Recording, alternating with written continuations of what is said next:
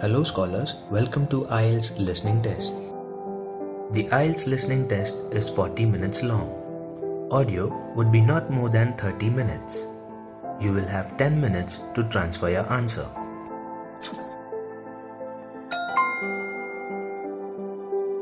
Good luck. The test is in 4 parts. Part 1, Part 2, Part 3, and Part 4. Now look at Part 1. Part 1. You will hear a woman calling the London Police Department to report a robbery. First, you have some time to look at questions 1 to 4.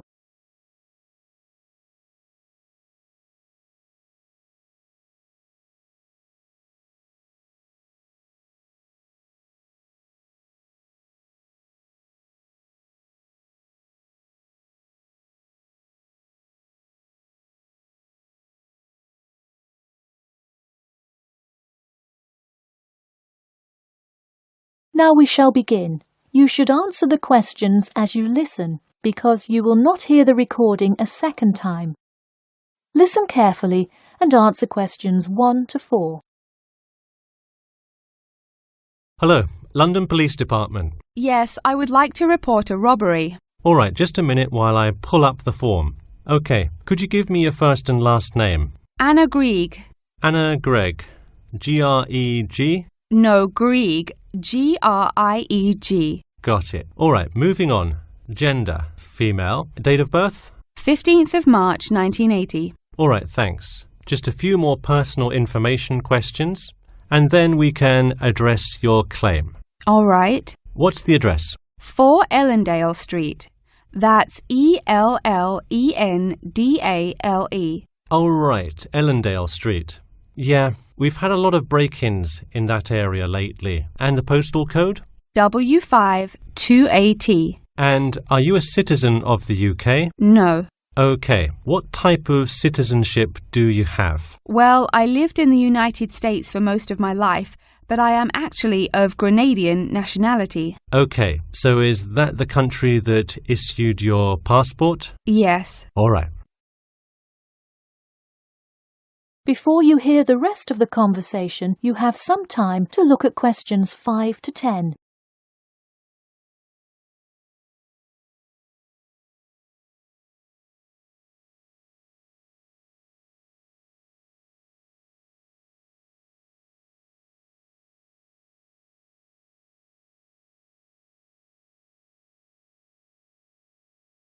Now listen and answer questions 5 to 10.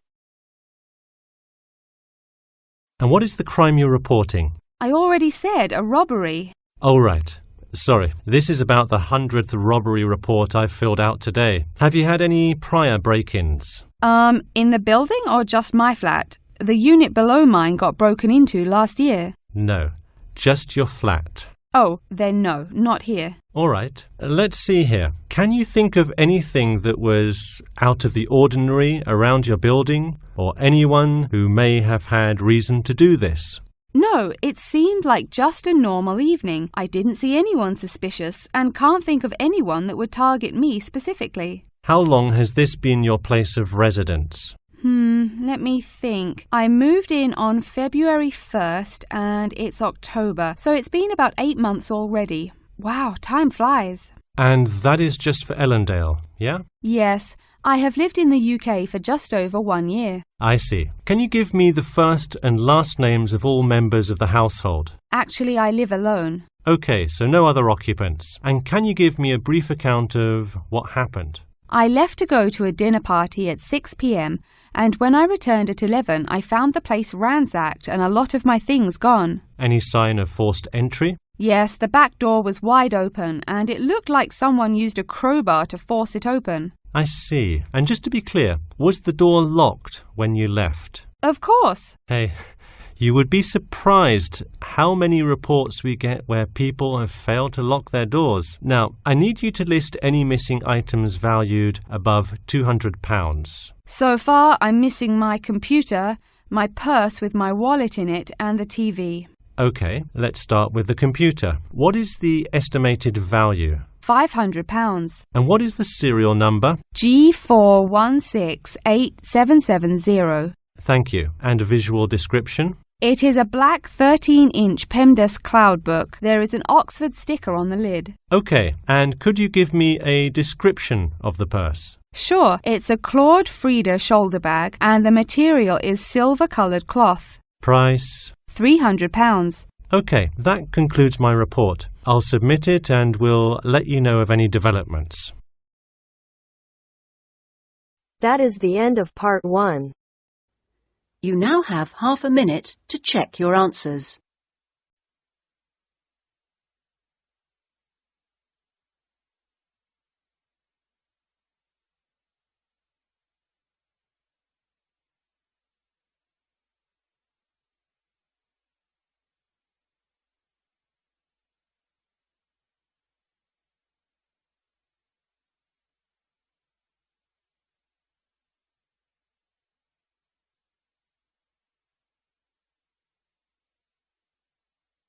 Now turns to part 2. Part 2. You will hear part of a radio program about online exchange business. First, you have some time to look at questions 11 to 14.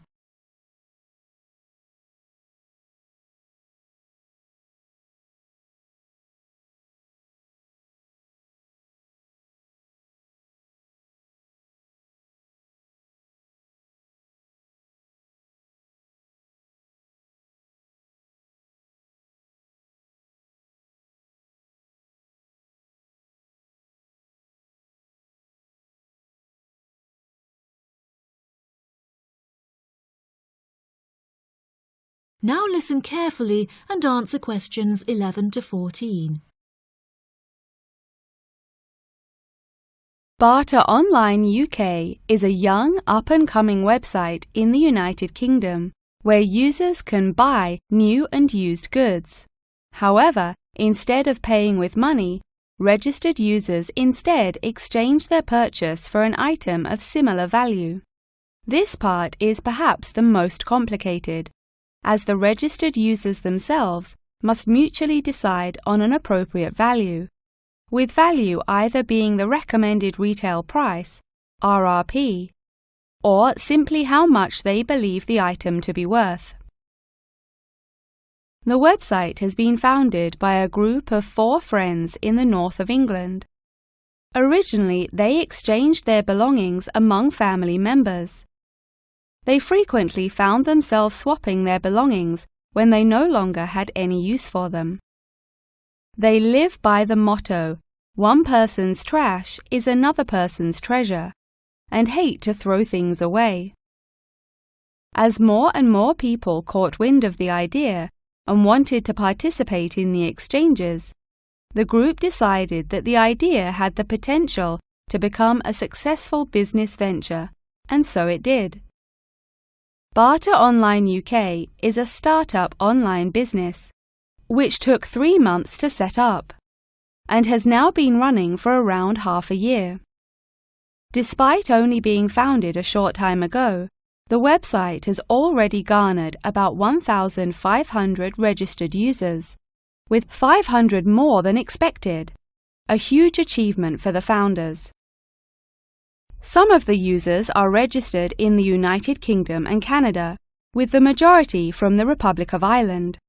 In order to become a registered member, users must first fill in their personal details, followed by their credit or debit card details, which will be used to take payment of a monthly fee of £5. As long as this fee is paid, users will be able to perform an unlimited number of online exchanges. Before you hear the rest of the program, you have some time to look at questions 15 to 20.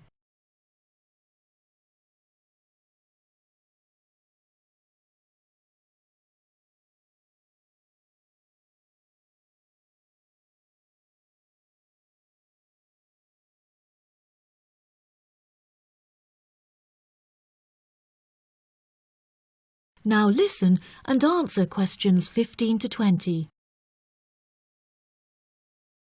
A multitude of items are sold on the website, such as textbooks, soft toys and tools.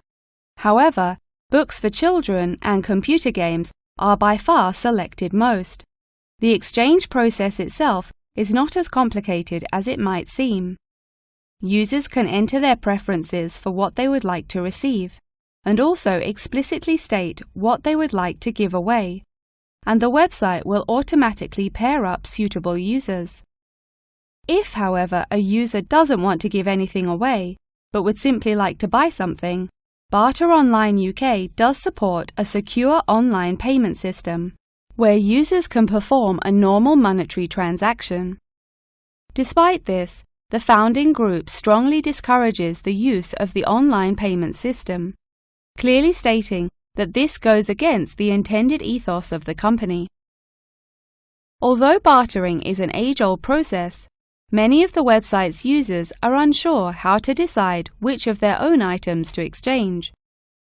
It often helps to order items by popularity, using the filter button provided. This will tell the website to find out popular items for users' convenience. To this, the founding members say, just put everything you don't want on there. Different people have different tastes, and you never know what they might be looking for. In order to aid registered users in their exchanges and to provide them with assurance, the founders recently added a new feature whereby on completion of an exchange, users will be encouraged to provide each other with feedback. This feedback will include criteria such as the quality of the item as compared with how it was advertised, the ease of communication with the seller, the speed at which the item was delivered, and so on. The friends believe that using this method, users will have a more transparent and trustworthy bartering experience. That is the end of part 2. You now have half a minute to check your answers.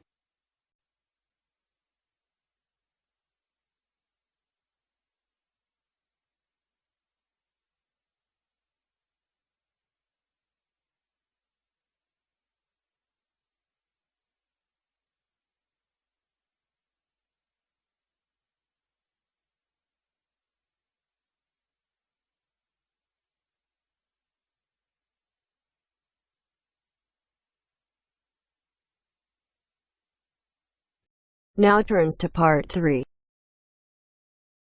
Part 3. Student called Margaret Parkinson talking about the class she missed on Thursday with her professor. First, you have some time to look at questions 21 to 26.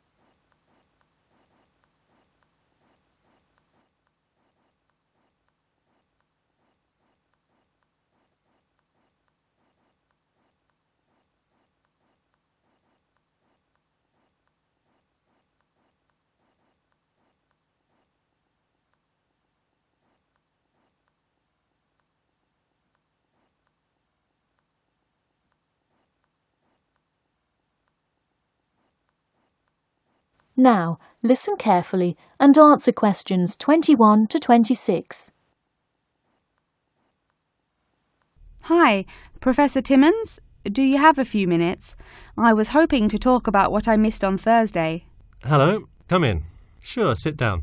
Could you tell me your name, please? Margaret, sir. Margaret Parkinson. I apologise for missing your class, but I had to go to the hospital. I'm sorry to hear that. Everything is okay now, though, I hope. Yes, thanks. Glad to hear it. So on Thursday, I outlined the research project that will account for 30% of your grade. All students will be divided into groups and will give a well-researched presentation to the class covering a specific topic relevant to student life. Oh, that sounds interesting. Can we choose just any topic that pertains to life as a student, like how to start your own student organisation? Well, though I'm sure that would be an informative presentation, I've already chosen a list of topics which I will assign. As an example, I assigned one group the topic of student loans. They're to research not just the prevalence of students who have loans to pay for their tuition, but information as to how best to manage these loans and possible scholarships that could alleviate some of the financial burden. That one sounds particularly interesting to me. Could I request that topic? I could easily find out a lot about it by stopping by the finance office on my way to class. Unfortunately, that one's already taken by another group. I have, however, assigned you to a group and given you all one of two choices. Oh, I see. What are the choices? The first is discussing smoking, trends in the number of student smokers compared with the general population, popular reasons students take up smoking, and more healthy alternatives to smoking. That one could be interesting. I'm not a smoker myself, but we'll see what my group thinks. If we did choose this topic, we would rather not put our fellow students on the spot to interview them. Where else could we gather information? How about where the cigarettes are sold? Oh, that's a great idea. I could interview the manager of a supermarket and find out the average age of people buying cigarettes, or how much they buy, that sort of thing. Precisely. Okay, I'll keep that in mind. And what was the other topic? The other topic is the practice of natural medicine.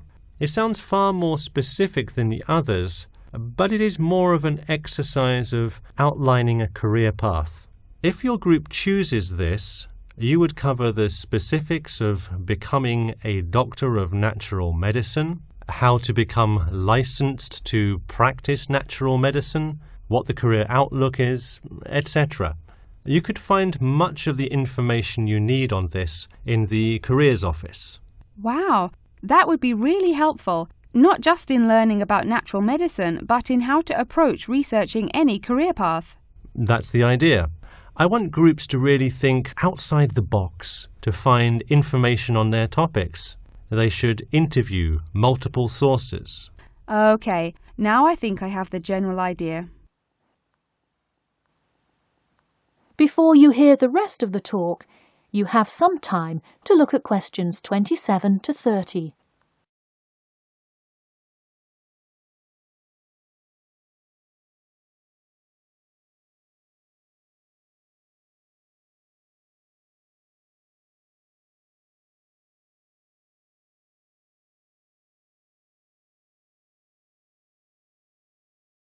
Now, listen carefully and answer questions 27 to 30. When is the presentation due? I expect each group to send me an email attachment of the plan ahead of time by October 10th, so that I can ensure that you are on the right track. Oh, that's actually really reassuring. I would hate to spend so much time on a presentation only to find we had taken it in the wrong direction. So when is the presentation? I let groups choose from the list of time slots I have between November 1st and November 5th. Okay, how about the 3rd? I'll have to check with my group, of course, but maybe we could write a tentative time? Sure, let me take a look. I'm actually booked completely through the 3rd and 4th now. How about sometime in the afternoon of the 5th? Great, how about 2 o'clock? No problem. I'll pencil your group in. Okay, thanks. And to clarify, what exactly is due in the first phase?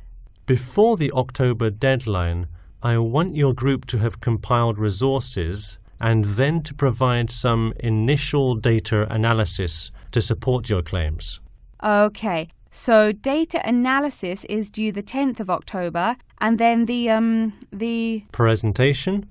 Yes. The final phase is simply giving the presentation on the 5th of November. All right, I think I have all the information I need. Thanks. You're welcome. See you in class tomorrow. That is the end of part 3. You now have half a minute to check your answers.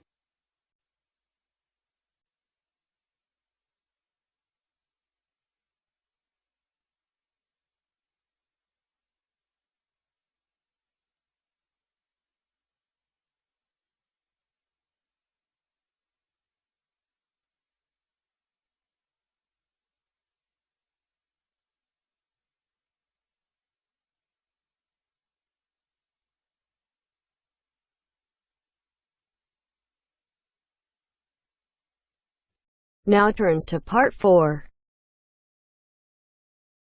Part 4. You will hear an introduction about an eco-friendly building called the Gherkin. First, you have some time to look at questions 31 to 40.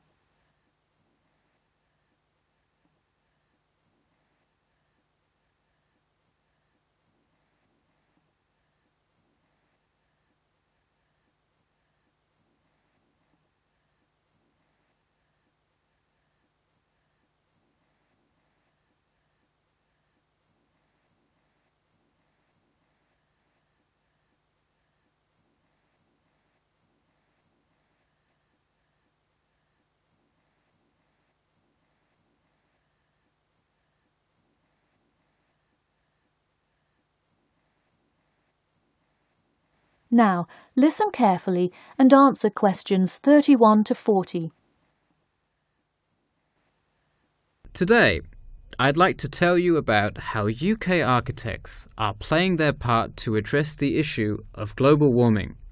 You have seen many of these iconic buildings while going about your everyday life, but you may not know how they are affecting your tomorrow. In 2003, construction was completed on the famous Swiss rebuilding, or more informally called the Gherkin, a true masterpiece commissioned by the law offices of Foster and Partners. This is not the first ambitious endeavour of the firm. They are renowned for their various philanthropic environmental efforts. The Gherkin, with its cut-and-edge green initiative and sharp design, is gaining recognition as an icon in modern architecture. You can pick it out of the London skyline by its unorthodox cigar shape. While its appearance is the obvious attribute at which to marvel, there is far more to this building than meets the eye. And let's face it, there's a lot about this building that meets the eye. The building helps reduce the city's carbon footprint in a number of ways. Just a quick note, in case you're not familiar with the term carbon footprint, get used to it. It's a buzzword you'll hear relentlessly to talk about reducing emissions. Think of it as the amount of harmful greenhouse gases that are given off into the environment by a single person, organization, or product. So going back to the Gherkin building, perhaps the most obvious as well as the most significant eco-friendly feature is the glass windows, which allow light to pass through the building, both reducing heating costs and brightening up the workspace. The ingenuity behind the various eco-friendly aspects of the Gherkin has seen its fair share of publicity both from serious and silly sources. In a recent April Fool's Day edition, one e-publication printed a story detailing plans to replace 50% of the current exterior with grass, which would not only make large steps in the name of sustainability, but also give the building the green hue that would truly earn it the nickname of the Gherkin. The only drawback is, as you may have guessed, that this story was an April Fool's Day joke and completely made up.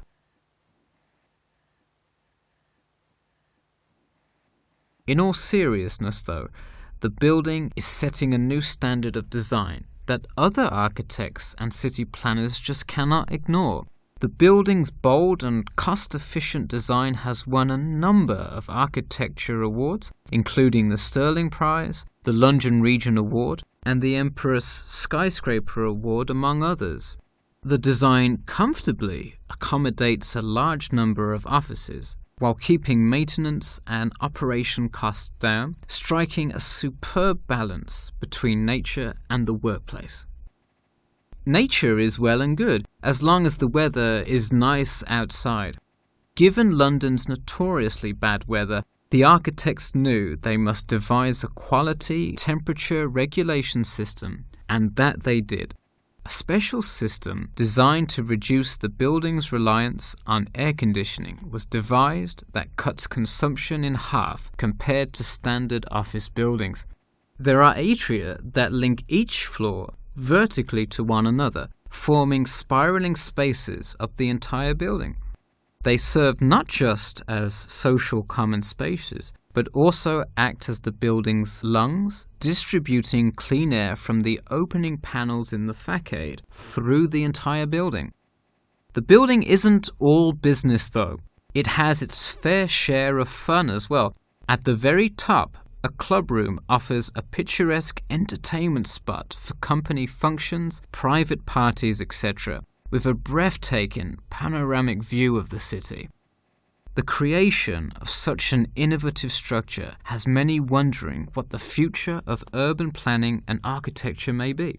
Well, if the other projects currently commissioned by Foster & Partners are any indication, the entire city constructed with similarly eco-friendly buildings is not far in the distance. The Masdar City development aims to create a desert city that produces zero waste and removes as much carbon dioxide from the atmosphere as it puts in, a huge feat in protecting our Earth.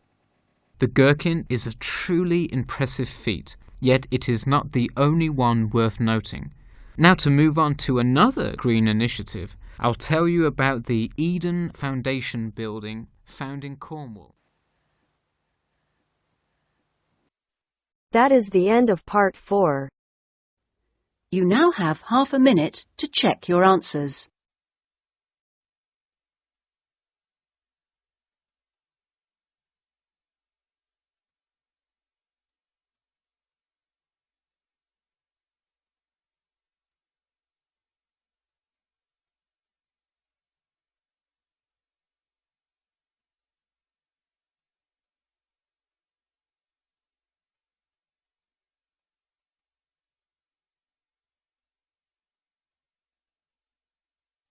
That is the end of the listening test. In the IELTS test, you would now have 10 minutes to transfer your answers to the listening answer sheet.